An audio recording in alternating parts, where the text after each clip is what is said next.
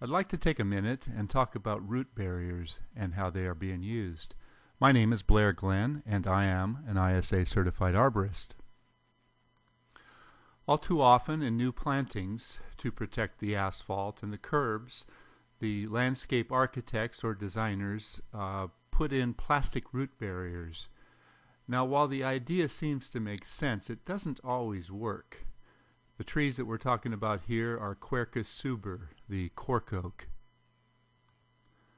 Not only is this a very poor job of installing the root barriers, the situation of the recent windstorm has caused a lot of these trees to rock, and some of the root barriers came up with the roots.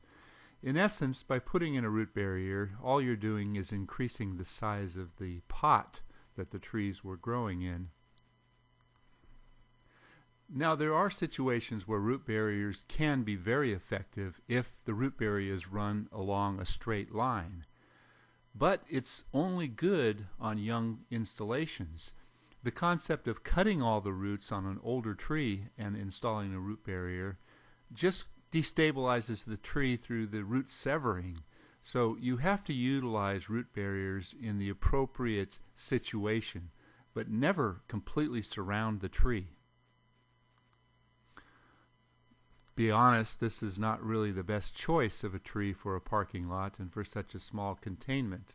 So the landscape designer that decided on this tree really should reconsider. These trees have all been reduced significantly. You have to stop and ask yourself, what will this tree become if it is growing in a normal environment? Not, how can I control it? And here's a prime example of what does happen. These roots get so bound up in the pots that they escape. They'll grow up and over, they'll grow under, and honestly, they don't do anything but cause long-term problems in stability of the trees.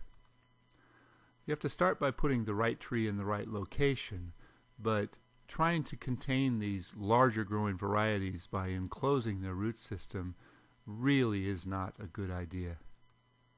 So thanks for taking the time to view this brief presentation. Once again, my name is Blair Glenn, and I am an ISA certified arborist.